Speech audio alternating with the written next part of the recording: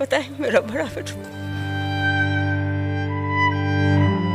5 बेटियों के बाद मिला था, मेरा लाडला नहीं होगा।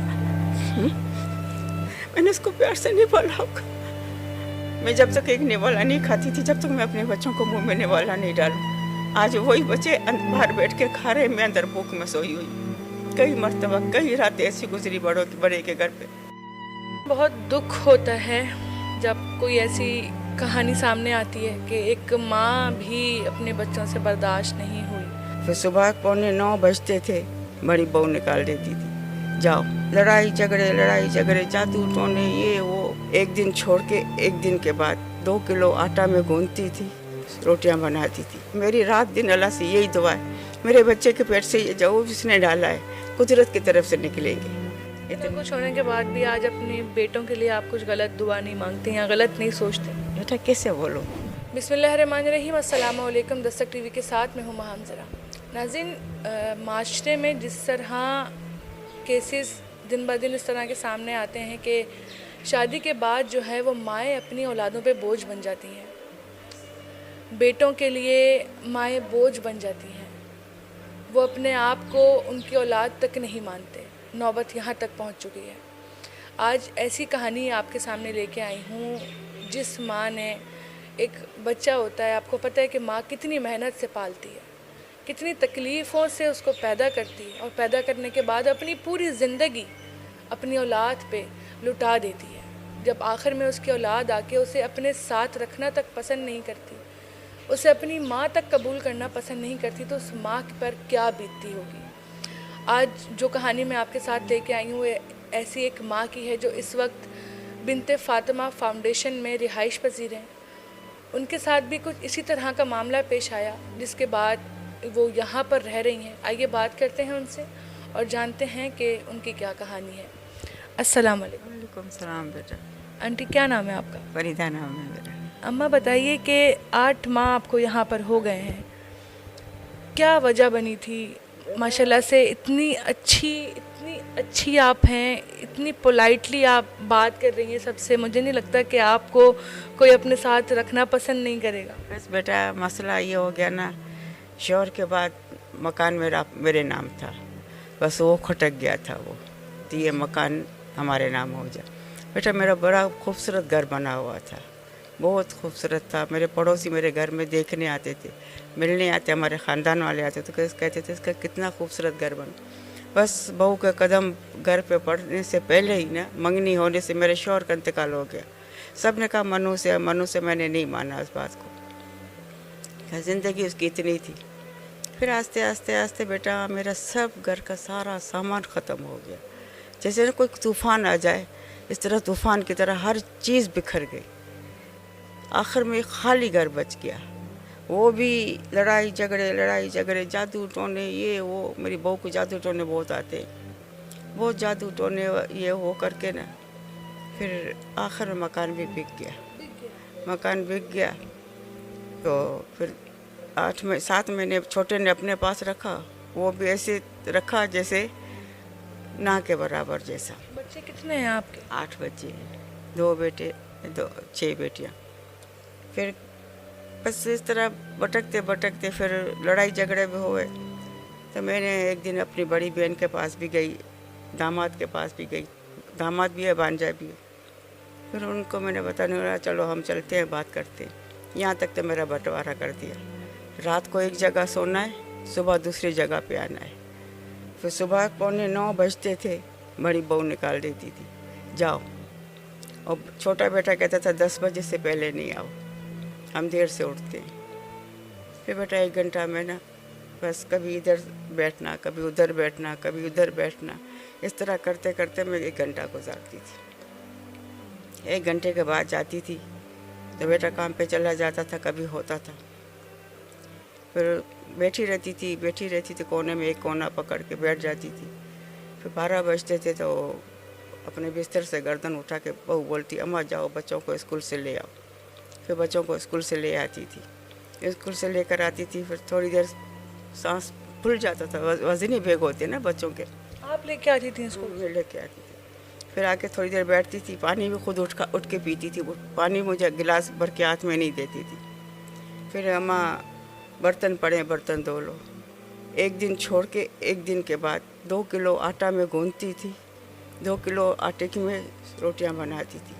आखिर में 2 रोटियां बच जाती थी ना, तो मेरी टांगें शल हो जाती थी, खड़े होते होते टांगें शल हो जाती थी। फिर मैं किचन में से निकल के कूलर में से आधा गिलास पानी का भर के आके नीचे कमरे में ज़मीन पे बैठ जाती थी सांस लेने के लिए।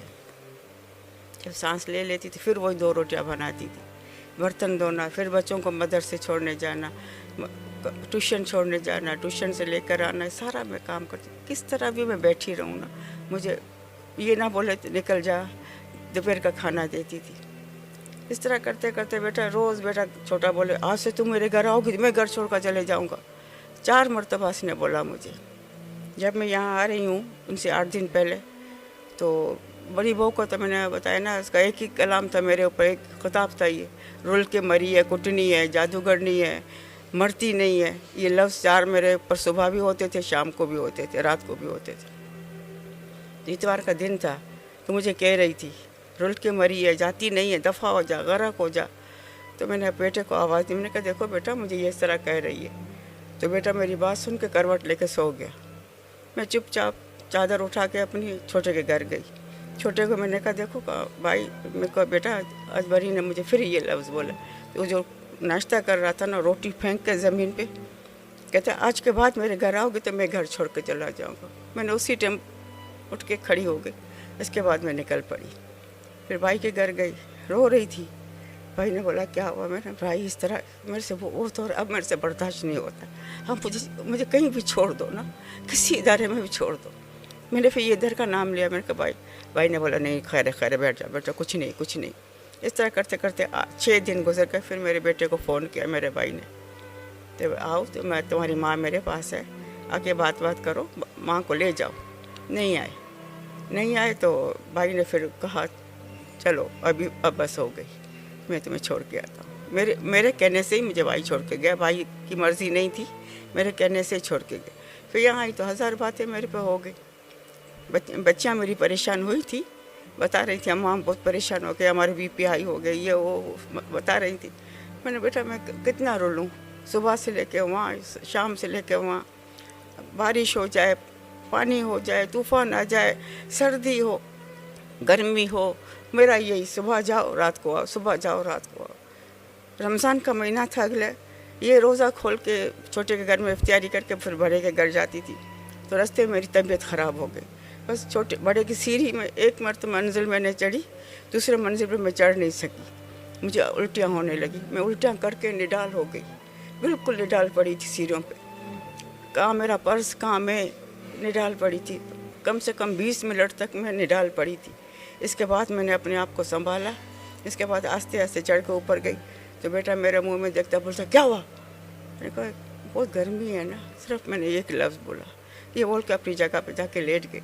फिर जब नीचे उतरा पता नहीं किसने सीढ़ियों पे उल्टी की है, सारी सीढ़ियाँ भरी हुई हैं। मैंने नहीं बताया।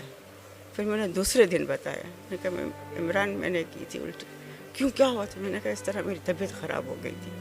बेटा चाहे तबीयत ख़राब हो जाए, चाहे कुछ भी हो, नहीं ख्याल करते थे। कभी अगर बेटा थोड़ा पलटता था ना, ख्याल रखने के लिए बेटा था ना, देखता था माँ की तबीयत ख़राब हो गई, थोड़ा एक दिन पलट के थोड़ा ख्याल रखता था ना, दूसरे दिन से ज़्यादा बागी हो जाता था। पता नहीं क्या करती थी, क्या पढ़ती थी, क्या उसके ऊपर फूंकती थी, वो तो अल्लाह को पता है। मेरी रात दिन अल्लाह से यही दुआ है, मेरे बच्चे के पेट से ये जो जिसने डाला है, जादू टोने जो भी करती है वजीफ़े, कुदरत की तरफ से निकलेंगे। मेरे बच्चे की आंखें खुली। इससे पहले ठीक थे आपके साथ बेटे?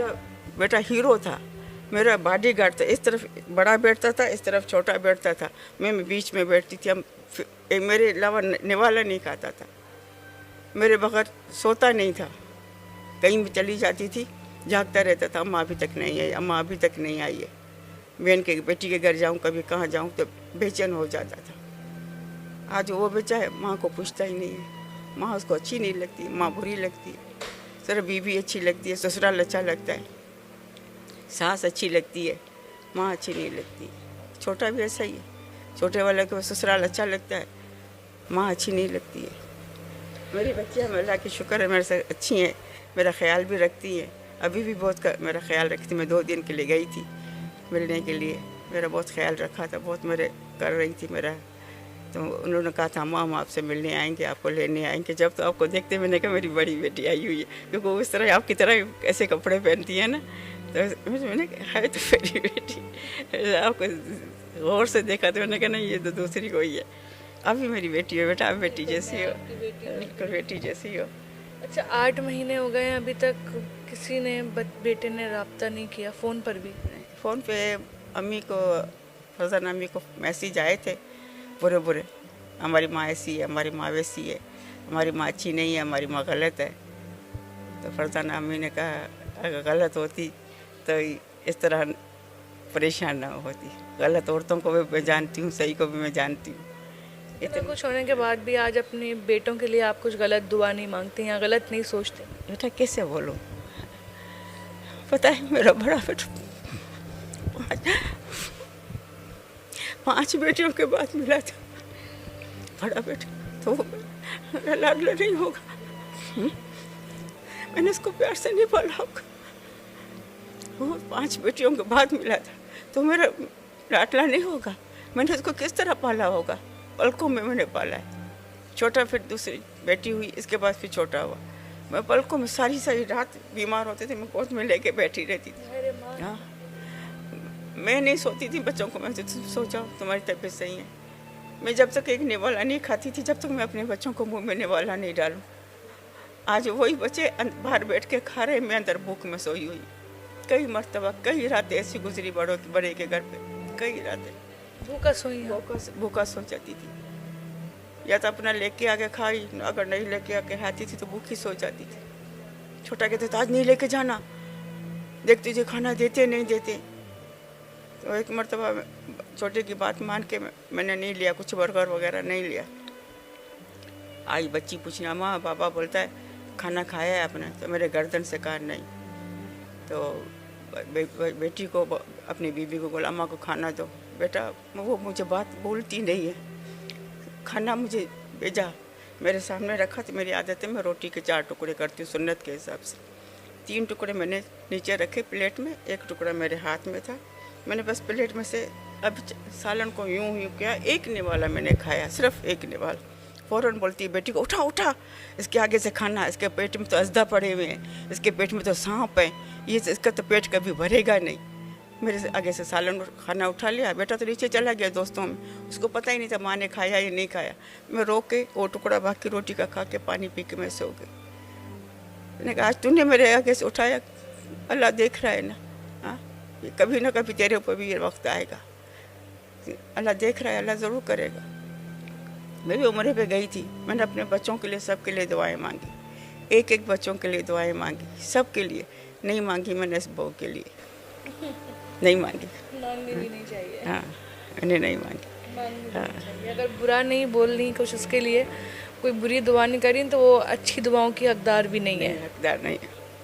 मैंने दोनों बहुओं के लिए दुआ नहीं मांगी, मैंने पर पोती मेरी है उसके लिए नवासी है, मेरे पर नवासी, उसके लिए भी मैंने दुआएं मांगी। आपकी ये जो दोनों बेटे हैं इनकी औलादे हैं? हाँ, बड़े बेटे को 2 बेटे 1 बेटी है, और छोटे को 2 बेटियां 1 बेटा है। उसके छोटे छोटे बच्चे हैं, बड़ी बेटी 7 साल 8 साल की है, बेटा 6 साल का है, दूसरी 3 साल की है, वो छोटे छोटे। खुद माँ है लेकिन फिर भी एक माँ का एहसास नहीं करी, बड़ी बात। वो आखिरी में थोड़ा एहसास वो करने लगी, जो मैं सारा काम करती थी ना उसका, तो थोड़ा ऊपर से लाड करती थी, ऊपर से उसका प्यार था, अंदर से मेरे बेटे के दिल में जहर भर रही थी मेरे लिए, अंदर से मेरे बेटे के दिल में जहर डाल रही थी, ऊपर से मेरे से लाड था। मैं समझ जाती थी बेटा, छोटी बच्ची नहीं हूँ ना समझो, मैं समझ जाती थी। तो ये ऊपर का सिर्फ इसका दिखावा है, प्यार करने का, ख्याल रखती थी दुनिया को दिखाने की, देखो मैं अम्मा का ख्याल रख रही हूँ। तो ऊपर से बेटे को अंदर जहर दे रही थी, तेरी माँ ऐसी है, आती हमारी खुशियाँ नहीं है, हमारी खुशियाँ ख़राब हो गई है, हमारे घर का सुकून चला गया, ये हो गया वो हो गया, बेटा बिगड़ जाता था। यहाँ पे खुश हैं, यहाँ पे माहौल, सहनी सुकून, हर चीज़ का। अम्मी बिल्कुल बहुत ख्याल रखती है, कोई काम होता है अपने साथ साथ मुझे खड़ा करती हैं। सुबह यहाँ नहाना होता है ना सबका, तो कपड़े देने पे लेने रखने पे मुझे अपने साथ ही खड़ा करती है, जैसे मैं अम्मी का पार्टनर हूँ एक हिसाब से। अम्मी के साथ साथ खड़ी होती। अभी कभी कोई ऐसा काम हो, कोई नीचे आ जाए, मैं फ़ौरन अम्मी के साथ ही खड़ी हो जाती हूँ और मुझसे बहुत प्यार करती है, बहुत मेरा ख्याल रखती है। तो बेटा इसीलिए तो इंसान का दिल बड़ा हो गया ना, सबको भूल के जैसे यहाँ रह रही हूँ, तो कोई सहारा है ना, ये इस सहारे से जी रही हूँ। जब उम्र पे गई तो मैंने अम्मी से ये कहा, मैंने कहा अम्मी मैं सारे दुख भूल गई, मैं सारे गम, सारी बातें भूल गई, यहाँ मदीने पहुँची हूँ, मुझे कोई कुछ याद नहीं आ रहा है। तो गले लगा के कहते हैं बस इसी इधर इबादत करो, दुआएं मांगो, किसी को याद नहीं करो। फिर मैंने मेरे बच्चे तो बच्चे ही होते हैं ना, माँ कुछ भी करे, बच्चे कुछ भी करे, माँ तो नहीं बुलाती ना। मैंने एक एक के सबके लिए दुआएं मांगी थी, अपने बच्चों के लिए, इन बदतमीज़ों के लिए भी दुआएं मांगी थी। इनका कसूर नहीं है, इनकी आंखों पे पट्टी चढ़ी हुई है। जब अल्लाह पट्टी उतारेगा ना तो उनका माँ को एहसास होगा। तो मैं यही कहती हूँ, जब इनकी आंखें खुलेंगी बहुत देर हो जाएगी। नाज़रीन, बहुत दुख होता है जब कोई ऐसी कहानी सामने आती है कि एक माँ भी अपने बच्चों से बर्दाश्त नहीं हुई। एक माँ का कहते हैं ना, साया सर पे होना ही एक बहुत बड़ी नेमत होता है। आप उन लोगों से पूछें जिनकी माएँ इस दुनिया में मौजूद नहीं हैं, और उनको होगा एहसास, इनके जो बेटे हैं उनको एहसास होगा, लेकिन शायद तब तक उनकी माँ ना हो। तो अपनी माँओं का ख्याल करें, क्योंकि चंद दिन की ज़िंदगी है और आपकी माएँ आपसे सिर्फ़ आपका साथ और आपकी मोहब्बत मांगती हैं और कुछ नहीं मांगती।